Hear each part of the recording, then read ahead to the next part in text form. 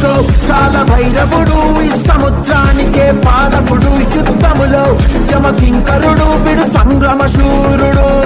తడ పుట్టించే రావణాసురుడు, కథ ఎత్తి గర్జించే భీముడు. మధునైన పంచాతో దూకాడు బజరంగ ధీరుడు. గర్జించే ఆ గగనము శబ్దము, బెదిరిస్తుంది కడలిని శబ్దము. నలు దిక్కుల ఈ మనుషుల బంధము అణిచివేసేయరా